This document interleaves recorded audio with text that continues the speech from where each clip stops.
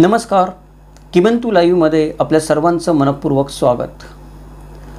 आडनावांचा इतिहास कसा शोधावा या आपल्या मालिकेतील आजचा आपला 13वा व्हिडिओ आहे.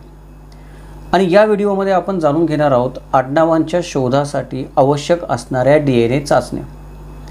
हा विषय घ्यायचं कारण असं आहे की आपण पहिल्या भागामध्ये पाहिलं की या ज्या मालिकेचा जो पहिला भाग होता त्याच्यामध्ये आपण जर आपल्याला आडनावांचा शोध घ्यायचा असेल तर किती प्रकारच्या पद्धतीने तो शोध घेता येतो याची आपण थोडीशी उहापोह केला किंवा त्याची माहिती घेतली. तर 3 आडनावांचा शोध घेण्याच्या पद्धती आहेत. एक म्हणजे पारंपरिक पद्धत ज्याच्यामध्ये आपण कुळ गोत्र वगैरे पाहतो. दुसरी अधिकारिक पद्धत याच्यामध्ये आपण ऐतिहासिक नोंदी किंवा कागदपत्र पाहतो. आणि तिसरी म्हणजे शास्त्रीय पद्धत याच्यामध्ये आपण DNA चाचणी किंवा इतर जे काही आपण ज्याला शास्त्रीय मार्ग आहेत असं म्हणतो किंवा विज्ञानाने आपल्याला जे नवीन मार्ग उपलब्ध करून दिलेले आहेत, तंत्रज्ञानाने आपल्याला जी नवीन साधनं उपलब्ध करून दिली आहेत त्याच्या आधारे शास्त्रशुद्ध चाचणी करण्याचा प्रयत्न करतो. तर हे आडनावांचा शोध घेण्याचे विविध मार्ग आहेत. तर यातला जो तिसरा प्रकार आहे शेवटचा त्याच्याबद्दल जेव्हा बोलतो आपण की DNA चाचणी केली पाहिजे, DNA चाचणी केली पाहिजे, तर कोणती DNA चाचणी केली पाहिजे नेमकी हा प्रश्न मला बऱ्याच मित्रांनी विचारला आपली मालिका चालू झाल्यापासून. काही DNA चाचण्यांचं मी नाव पण घेतलेलं होतं बोलण्याच्या ओघामध्ये विषय आला म्हणून, पण आपण त्याची विस्तृतपणे माहिती पाहिली नव्हती. विस्तृतपणे माहिती पाहणं आत्ता देखील शक्य नाही आहे आपल्याला या व्हिडिओमध्ये, कारण एखाद्या DNA चाचणीची कार्यप्रणाली संपूर्ण सांगायची म्हटली तर मग तो एक वेगळा सायंटिफिक व्हिडिओ होऊन जाईल. तरी पण जर तुम्हाला तुमचं आडनावच फक्त माहीत असेल आणि याच्या व्यतिरिक्त तुम्हाला तुमच्याबद्दल काहीच माहिती नसेल, भूतकाळाबद्दल तुम्ही कुठून आलात, काय आहात, तुमचे आईवडील कोण होते, पूर्वज कोण होते, तुमची जमीन कुठेच अस्तित्वामध्ये नसेल, तुमचं मूळ गाव तुम्हाला माहीत नसेल पूर्वजांचं, अशी जर का परिस्थिती असेल तर अशा वेळेला आपण DNA चाचणीच्या मार्गाने जाऊ शकतो. किंबहुना DNA चाचणी हाच एकमेव मार्ग शिल्लक राहतो आपल्याला आडनावांचा शोध घ्यायची सुरुवात करण्यासाठी. कारण बऱ्याच वेळेला जी कुळ आणि गोत्राची पण माहिती आपल्याकडे असते तिच्याबद्दल आपल्याला साशंकता असते की हेच आहे का, नाही आहे. त्यामुळं मागचे जे 2 पद्धती आहेत, अधिकृत पद्धती आणि पारंपरिक पद्धती आडनावांचा शोध घेण्याचा, त्या थोड्या बाजूला ठेवून आपण सुरुवात शास्त्रीय पद्धतीने केली पाहिजे, DNA चाचणी करून केली पाहिजे.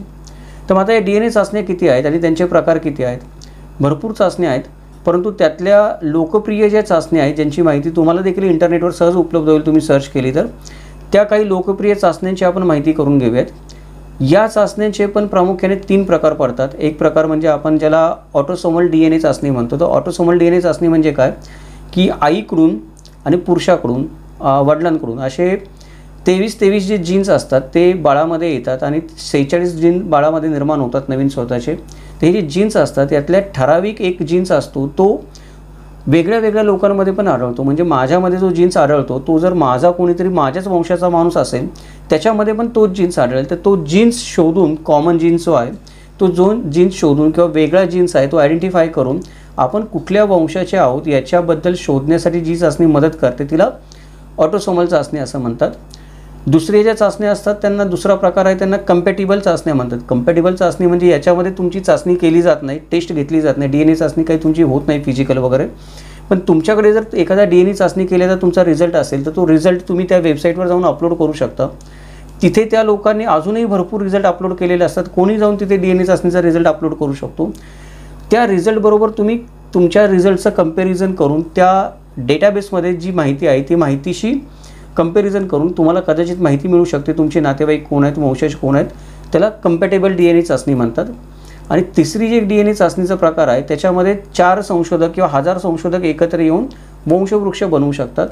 पहिल्या 2 चाचण्या आहेत त्या पहिल्या 2 चाचण्या आहेत त्यांना पैसे द्यावे लागू शकतात तुम्हाला, प्रकार आहेत पहिल्या 2 प्रकाराच्या चाचण्यांना. पण ही तिसरी जी चाचणी आहे तिच्यामध्ये बहुतेक वेळा पैसे द्यावे लागत नाही, ती निःशुल्क असते. कारण बरेच लोक एकत्र येऊन काम करत असतात. विकीसोर्सचा पण स्वतःचा, विकीपीडियाचा पण स्वतःचा एक प्रोजेक्ट आहे अशा पद्धतीचा. तर त्याच्याबद्दल आपण माहिती घेणार आहोत. पण ती माहिती घ्यायच्या आधी काही 2 गोष्टी मला सांगायच्या आहेत. पहिली गोष्ट म्हणजे मी काही शास्त्रज्ञ नाही आहे किंवा या चाचण्यांमध्ये जे काही रिझल्ट येतील ते जुळतील नाही जुळतील त्याची काही मी गॅरंटी देऊ शकत नाही आहे. किंवा या चाचण्या कुठे घ्यायच्या, कशा घ्यायच्या, कोणाला घ्यायच्या ते तुम्हाला तुमच्या स्थानिक तिथे जे कोणी तज्ज्ञ असतील, तुम्ही जिथे कुठे राहत असाल शहरामध्ये तिथे तुमचे स्थानिक फॅमिली डॉक्टर्स असतील किंवा बाकीचे लोक असतील त्यांना विचारावं लागेल की कुठे जाऊन मी या टेस्ट करू शकतो. किंवा इंटरनेटवर जिथे या टेस्ट अवेलेबल आहेत वेगवेगळ्या वेबसाईटवर तर त्यांनी त्यांचे काही नियम दिलेले आहेत ते नियम वाचून किंवा त्यांची जी काही फी आहे ती फी भरून तुम्ही ती चाचणी त्यांच्याकडून करून घेऊ शकता. ते तुम्हाला वेबसाईटवर जाऊन त्याचे नियम वगैरे वाचावे लागतील. भरपूर चाचण्या आहेत, त्यातल्या फक्त काही लोकप्रिय चाचण्या आपण काय करूयात, 5-7 आहेत त्या मी तुम्हाला सांगतो. त्याच्यामध्ये मी तुम्हाला चाचणीचं नाव सांगेन, त्यानंतर आपण चाचणीचा प्रकार बघूयात की कुठल्या प्रकारची चाचणी, आणि थोडंसं त्याचं एक्सप्लेनेशन आपण जाणून घेऊयात की या चाचणीने काय होऊ शकतं आपण ही चाचणी करून घेतली तर. यातली पहिली जी चाचणी आहे त्या पहिल्या चाचणीला म्हणतात ॲन्सेस्ट्री DNA चाचणी. ॲन्सेस्ट्री DNA चाचणी म्हणजे काय, तर या चाचणीमध्ये ही ॲटोसोमल DNA चाचणी आहे. म्हणजे मगाशी मी म्हटलं तसं की ही ठराविक जीन्स शोधण्याचा प्रयत्न करते. तुमच्या जीन्सची जी काही यादी असते तुमच्या शरीरामध्ये सेल्समध्ये, त्याच्यामधून त्या ॲन्सेस्ट्री DNA चाचणीमध्ये तुम्हाला तुमच्या वांशिक पार्श्वभूमीबद्दल माहिती मिळू शकते.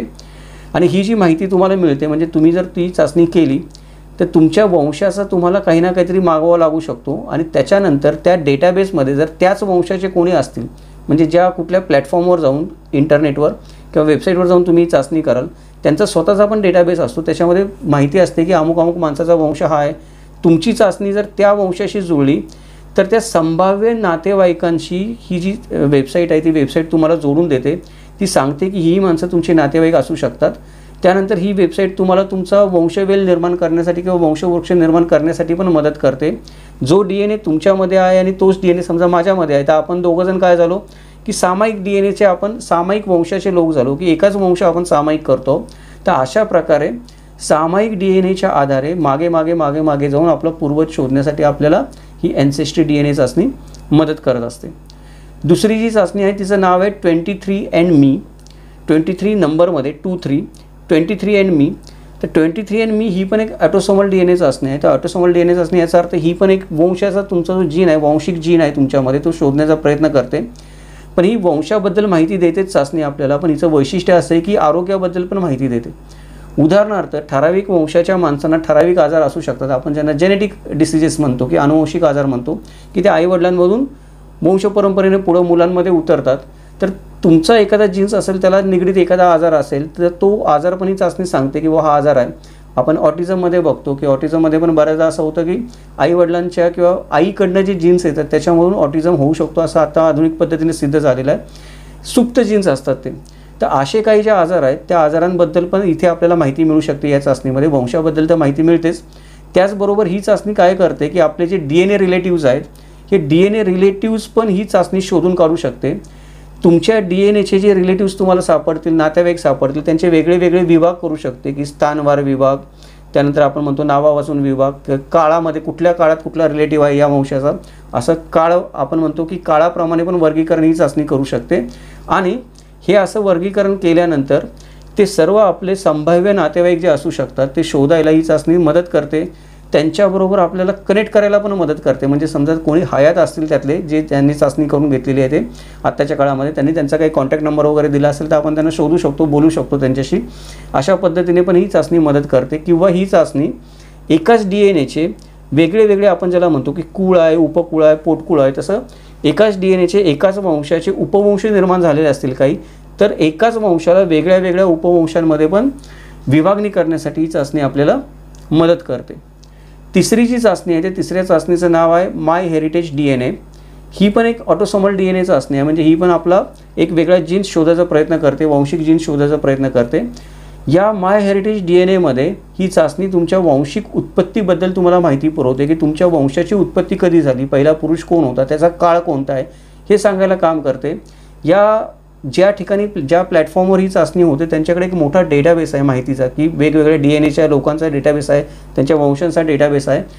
जर तुमची चाचणी इथे यशस्वी झाली आणि तुमचा वंश या चाचणीमार्फत ठरवता आला, तर त्या DNA डेटाबेसमध्ये या वेबसाईटच्या जे वेगवेगळे लोक आहेत त्यातले जर कोणी संभाव्य नातेवाईक असतील तर संभाव्य नातेवाईकांशी ही DNA चाचणी आपल्याला जोडून घ्यायला मदत करते किंवा त्यांच्याशी संपर्क करायला मदत करते. त्याचबरोबर आपल्या पूर्वजांचा वंशावळी निर्माण करायला, एक वंशवृक्ष निर्माण करायला वेगवेगळ्या शाखांचा मदत करते. त्यानंतर आपला कोणी सामायिक वंश असेल, म्हणजे माझाच वंश दुसरा कोणी समान वंशाचा माणूस असेल, तो माझाच वंश आहे, तो माझाच वंश शेअर करतो आहे, थोडाफार फरक आहे वंशामध्ये, उपवंश वगैरे आपण असं म्हणतो. तर मिळते जुळते जे माझ्या वंशाचे वंश आहेत ते मिळते जुळत्या वंशांची पण ही चाचणी आपल्याला माहिती दाखवते. त्यानंतर चौथी जी चाचणी आहे त्या चौथ्या चाचणीला म्हणतात family tree DNA. Family tree DNA म्हणजे ही जी चाचणी आहे ही पण ऑटोसोमल DNA चाचणी आहे. याचे प्रामुख्याने YDNA आणि MTDNA असे दोन प्रकार पडतात. ऑटोसोमल DNA चाचणी म्हणजे काय आहे की ही आपला वांशिक जीन्स शोधण्याचा प्रयत्न करते, पण या फॅमिली ट्री DNA मध्ये आपल्याला अनेक चाचण्यांचे पर्याय दिले जातात. म्हणजे माझी DNA चाचणी मला जी करायची आहे ती अनेक वेगळ्या वेगळ्या प्रकारे मी करू शकतो. फक्त माझा वांशिक जीन शोधण्यासाठीच नाही, त्याच्यामध्ये पण अनेक उपप्रकार असतात. ती सर्व फॅसिलिटीज आपल्याला इथे मिळतात. याच्यामध्ये प्रामुख्याने आपल्याला फॅसिलिटी मिळते म्हणजे आपण एक Y-DNA चाचणी करू शकतो. Y-DNA चाचणी म्हणजे मी माझा पितृवंश शोधू शकतो की माझ्या पित्याकडून माझा कोणता वंश होता. आणि mtDNA चाचणी म्हणजे माझ्या मातेकडून माझा कोणता वंश होता. या दोन्ही वंशांची मला वेगळे वेगळे पितृवंश आणि मातृवंश वेगळा वेगळा या चाचणीमध्ये शोधता येऊ शकतो. या चाचणी झाल्यानंतर त्याचा रिझल्ट आल्यानंतर जो काही रिझल्ट येईल तो त्या डेटाबेसमध्ये वेबसाईटच्या जी काही माहिती असेल प्लॅटफॉर्मच्या त्याच्याशी आपण कंपेअर करून त्याची माहिती घेऊन आपले जे नातेवाईक जर कोणी सापडले तर त्यांच्याशी आपण संपर्क पण करू शकतो या चाचणीमध्ये. आणि आपली जी आडनावं असतात म्हणजे या नातेवाईकांची जी आडनावं असतात, जी सामायिक आडनावं शोधता येतील या DNA चाचणीनंतर, ती सामायिक आडनावं पण ही वेबसाईट आहे ते आपल्याला दाखवते की ही आडनावं तुमची वंशाशी जुळणारी सामायिक आडनावं आहेत तुमच्या DNA चाचणीच्या आधारे. म्हणजे बऱ्याचदा काय होतं की आपण बघतो की एक कुळ असतं, त्या कुळाच्या अंतर्गत उपकुळं येतात. तर प्रत्येक उपकुळाचं आडनाव काहीतरी वेगळंच असतं. उदाहरणार्थ माझं मुख्य कुळ शिंदे आहे, माझं आडनाव ओंबळे आहे, तर ओंबळे आडनावाव्यतिरिक्त पण 1000 आडनाव आहेत शिंदे कुळामध्ये. तर ही चाचणी काय करते की अशी माझ्या वंशाशी किंवा माझ्या कुळाशी आपण धरून चालू शब्द वापरू सर्वसामान्य भाषेत, सामायिक कुठली आडनावं असतील वेगळी वेगळी ती पण मला सुचवते की ही आडनावं पण तुमच्या वंशाशी मिळती जुळती असू शकतात. त्यानंतर पुढची जी चाचणी आहे तिला GED मॅच चाचणी असं म्हणतात. ही कम्पॅटिबिलिटी चाचणी आहे, मागाशी मी म्हणलो तसं दुसऱ्या प्रकारातली चाचणी आहे. यामध्ये काय होतं की इथे ही वेबसाईट किंवा प्लॅटफॉर्म आहे ती तुमची काही टेस्ट वगैरे घेत नाही. ही वेबसाईट काय करते की वेगवेगळ्या कंपन्यांकडून जो DNAचा डाटा आहे माणसांच्या, तो DNAचा डाटा गोळा करते आणि अपलोड करून स्वतःकडे ठेवते. ज्या वेळेला तुम्ही तुमचा DNAचा डाटा या वेबसाईटवर अपलोड करता, म्हणजे तुम्ही आधी सांगितलेल्या 4-5 चाचण्यांवरून कुठंतरी चाचणी करून तुमचा DNA डाटा घेऊन येता आणि तो या वेबसाईटवर अपलोड करता, त्यावेळेला ही चाचणी काय करते की तुमच्या DNAचा रिझल्ट आणि आधीचे जे काही DNAचे रिझल्ट त्याच्यामध्ये त्याचं विश्लेषण करून तुलना करून तुम्हाला अजून काही टूल्स उपलब्ध करून देते किंवा तुम्हाला शोध चांगल्या प्रकारे करण्यासाठी काही तांत्रिक साधनं उपलब्ध करून देते, सॉफ्टवेअर उपलब्ध करून देते, वेगळे पर्याय उपलब्ध करून देते, ज्याच्यामुळं आपल्याला आपले पूर्वज आहेत कोण, सामान्य पूर्वज ज्यांना आपण म्हणतो की एकमेव पहिला पूर्वज कोण आहे किंवा आपल्या वंशाशी जुळणारे बाकीचे वेगळ्या वेगळ्या वंशातले लोक कोण आहेत हे पद्धतशीरपणे समजण्यासाठी ही वेबसाईट आपल्याला काय करत असते, मदत करत असते. अशी जी दुसरी वेबसाईट आहे ती म्हणजे DNA पेंटर वेबसाईट आपण त्याला म्हणतो किंवा DNA पेंटर चाचणी म्हणतो. ही फेमस चाचणी आहे.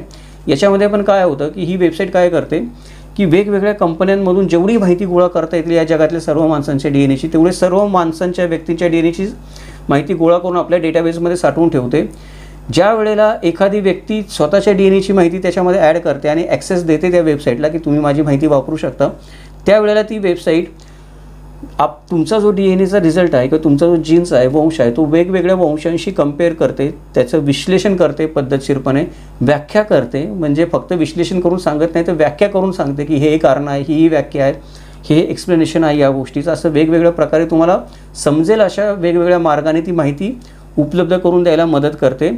विशेषतः जे DNA वेगवेगळ्या वंशाचे सामायिक DNA असतात लोकांचे, त्यांचं मॅपिंग करण्यासाठी. म्हणजे समजा माझा जो मगाशी मी म्हटलं तसं परत माझं स्वतःचं उदाहरण घेऊया की माझं शिंदे कुळ आहे असं आपण गृहीत धरून चालूया आणि माझं उपकुळ ओंबळे आहे, माझ्या अंतर्गत अजून कुठलं तरी पोटकुळ येतं आहे. तर हे सगळे पोटकुळ, उपकुळ, मुख्य कुळ हे सगळे जोडून जर ती सगळी माहिती त्याच्यामध्ये असेल, गृहीत धरा की त्या वेबसाईटमध्ये सर्व माहिती असेल, तर त्याचं व्यवस्थित मॅपिंग करून कोणाच्या अंतर्गत कोण येतं आहे, कोणाच्या अंतर्गत कोण येतं आहे, त्याचं वर्गीकरण करून, त्याचं एकत्रीकरण करून, त्यांची वेगवेगळी वैशिष्ट्ये सांगून अशा पद्धतीने आपलं जे वडिलोपार्जित कनेक्शन आहे ते वडिलोपार्जित कनेक्शन्स आपल्या पूर्वजांशी तसेच आपला वंश लावणाऱ्या आपल्या इतर कुळांशी उपकुळांशी पण जोडण्यासाठी ही चाचणी आपल्याला मदत करत असते. ती आत्तापर्यंतच्या चाचण्या आपण पाहिल्या त्या चाचण्या पेड चाचण्या असू शकतात, तुम्हाला काही पैसे द्यावे लागू शकतात त्या प्लॅटफॉर्मवर तुम्हाला जे करायचं ते करण्यासाठी, किंवा या चाचण्या तुम्ही दुसरीकडे पण कुठेही जाऊन करू शकता शास्त्रीय पद्धतीने. तुम्ही तुमच्या फॅमिली डॉक्टरचा किंवा DNAशी संबंधित अनुवंशिक चाचण्यांशी संबंधित कोणी सल्लागार असतील तर त्यांचा सल्ला घ्या, त्यांच्या मार्गदर्शनाने तुम्ही इतर तरी कुठे या चाचण्या करून DNAचा रिपोर्ट निर्माण करू शकता आणि तो DNAचा निर्माण झालेला रिपोर्ट तुमचा इतर वेबसाईटवर, मी आता तुम्हाला सांगितलं कम्पॅटिबिलिटी वेबसाईट, तशा त्या कम्पॅटिबिलिटी वेबसाईटवर जाऊन तो रिपोर्ट अपलोड करून तुम्ही अजून माहिती शोधू शकता तुमची. तर आता प्रामुख्याने एक गोष्ट सांगण्याची ही आहे की भारतामध्ये अशा प्रकारच्या वेबसाईटची कमतरता आहे. भारतामधल्या लोकांचा DNA जो आहे तो DNAचा रिपोर्ट आपल्याकडे काढायची प्रथाच नाही आहे.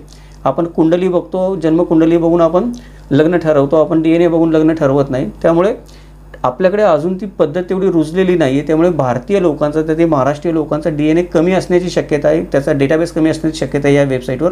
पण आपण भरू शकतो तो. म्हणजे मी माझ्या आजूबाजूच्या लोकांना थोडं एनकरेज करू शकतो की मागच्या व्हिडिओमध्ये आपण जसं म्हटलं की कोणी माझे समान आडनाव लावणारे आडनाव बंधू असतील किंवा एखादं मंडळ असेल एखाद्या ज्ञातीबद्दल काम करणारं, सगळ्यांनी मिळून जर ठरवलं की आपण आपल्या सर्वांची DNA टेस्ट करून घ्यायची कोणत्या नाही कोणत्या माध्यमातून आणि तो डेटा या वेबसाईटनं पुरवायचा, तर मग या वेबसाईट तुमच्यासाठी भरपूर काम करू शकतात. तुमचे भरपूर परिश्रम, वेळ, रात्रीची जागरणं, माहिती न मिळाल्यामुळे येणारी फ्रस्ट्रेशन्स, एखादं कागदपत्र म्हणतो आपण की 1000 कागदपत्र शोधल्यानंतर तुम्हाला एखादा निष्कर्ष मिळतो 2 वर्षांनी, तो निष्कर्ष या DNA चाचण्यांमुळे कदाचित तुम्हाला 1 महिन्यात पण मिळू शकतो. म्हणजे तुमचे 2 वर्षाचा वेळ वाचतो, हजारो कागदपत्र तपासण्याचा वेळ वाचतो, तो खर्च वाचतो कागदपत्र शोधण्याचा, आणून देण्याचा. अशी माहिती पण या DNA चाचण्यांच्या माध्यमातून मिळू शकते. पुढच्या 2 चाचण्या त्या पुढच्या 2 चाचण्या ते जरा वेगळ्या प्रकारच्या आहेत. या फ्री चाचण्या पण आहेत. उदाहरणार्थ विकिट्री नावाची चाचणी आहे. ते विकिट्री नावाची चाचणी काय करते की तुम्हाला तुमचा वंशवृक्ष त्या वेबसाईटवर बनवायची मदत करते, की ज्या ठिकाणी विकिट्री नावाची चाचणी ठेवलेली आहे. इथे आपण काय करू शकतो की मी माझा वंशवृक्ष बनवण्यासाठी इतरांची पण मदत घेऊ शकतो किंवा या देशाच्या कानाकोपऱ्यात राहिलेला कुठलाही माणूस त्याच्यामध्ये पार्टिसिपेट करू शकतो. उदाहरणार्थ मी या वेबसाईटवर गेलो विकिट्रीमध्ये आणि तिथे मी ओंबळे माझं नाव टाकलं आणि आता मला ओंबळे या नावाचा पूर्वज शोधायचं आहे आणि मला वंशवेल बनवायचे. एक काम मी माझ्या हातामध्ये घेतलं, पण मला माहीतच नाही की ओंबळे नावाची एक व्यक्ती अजून न्यूयॉर्कमध्ये पण राहते, असं पण गृहीत धरूया. ओंबळे नावाची एक व्यक्ती लंडनमध्ये पण राहते, ती पण माझ्यासारखीच हुशार आहे, सॉफ्टवेअर इंजिनियर आहे, तिला पण आवड आहे.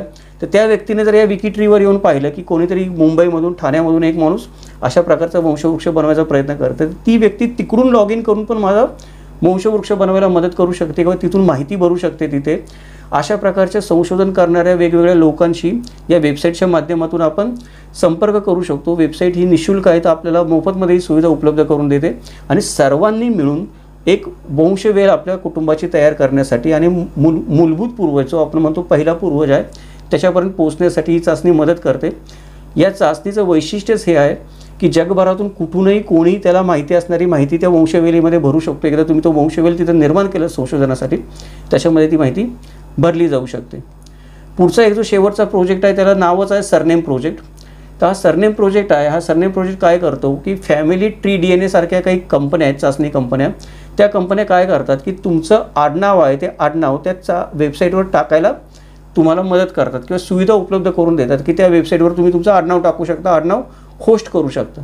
ते एकदा का तुम्ही ते आडनाव तिथे होस्ट केलं की तो प्रकल्प जो तुमचा चालू होतो त्या प्रकल्पामध्ये संशोधनामध्ये सहयोग करण्यासाठी आणि समान वंशाचा शोध घेण्यासाठी समान आडनावाच्या तुमच्या आडनाव बंधूंना एकत्र आणण्याचं काम हे सरनेम प्रोजेक्ट करायला सुरुवात करतात. वेगवेगळे लोक मगाशी म्हटलं तसं देशाच्या जगाच्या कानाकोपऱ्यामधून या माध्यमातून त्या आडनावाबद्दल आपली मतं, त्यानंतर आपले अनुभव, आपल्याकडे असणारे कागदपत्रांची माहिती शेअर करू शकतात आणि एक वंशवृक्ष बनवू शकतो.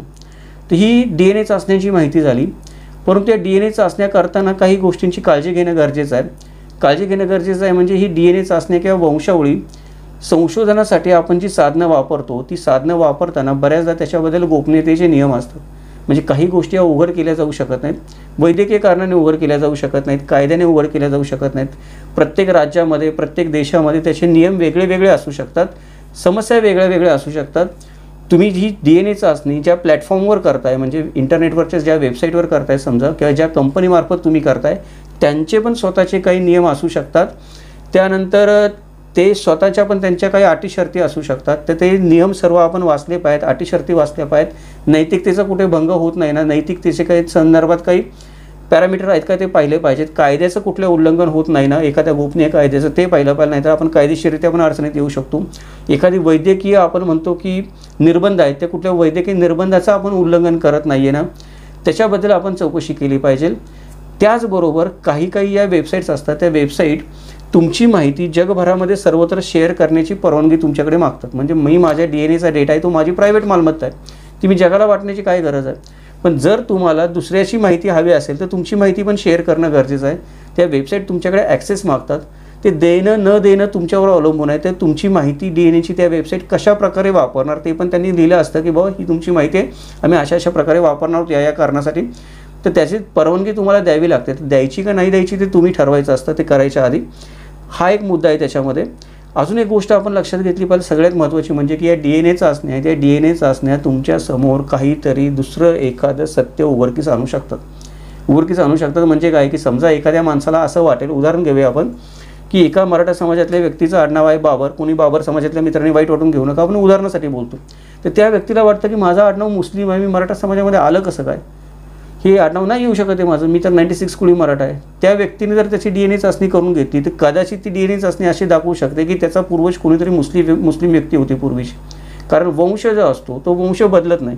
तुमची आडनावं बदलतात, नावं बदलतात, धर्म बदलतात, माणसं बदलतात, स्थान बदलते, जागा बदलते, पण वंश जो असतो माणसाचा जो DNA असतो तो बदलत नाही. त्यामुळे कदाचित असं कळू शकेल एखाद्या माणसाला की त्याचा जो पूर्वज आहे तो भारतातला नाही, तो पर्शियामधला आहे, तो मंगोलियामधला आहे, तो कझाकिस्तानमधला आहे. अशा वेळेला जर अशी काही अनपेक्षित माहिती या DNA चाचणीमधून बाहेर आली तर ती पचवण्याची, स्वीकारण्याची खुल्या मनानं आपली तयारी असली पाहिजे. ती नसेल तर कृपया या चाचण्या करू नका. समाजामध्ये या चाचण्यांमधून जी माहिती मिळेल ती माहिती समाजामध्ये दुही माजवण्यासाठी, फूट पाडण्यासाठी, लोकांमध्ये दंगली घडवण्यासाठी किंवा एखाद्याला जाणून बुजून देशाबाहेरचा सिद्ध करण्यासाठी म्हणून या DNA चाचण्यांचा कृपया उपयोग करू नका. कारण व्यक्ती तेवढ्या प्रवृत्ती असतात, अपप्रवृत्ती, सत्प्रवृत्ती दोन्ही समाजामध्ये असतात. ही जी चाचणी आहे ती चाचणी एक शस्त्र आहे, तलवारीसारखं. माझी तलवार आहे ती माझी तलवार मी समाजामध्ये शांतता राखण्यासाठी, शिवाजी महाराजांसारखी स्वराज्य निर्माण करण्यासाठी वापरायची का दुसऱ्या एखाद्या जुलमी राजासारखी समाजामध्ये आपण म्हणतो की फाटाफूट करण्यासाठी आणि लोकांवर जुलूम अत्याचार करण्यासाठी वापरायची. तलवार तीच आहे, आपण वापरतो कशी त्याच्यावर अवलंबून आहे. तसं DNA चाचणी पण एक दुहेरी तलवार आहे.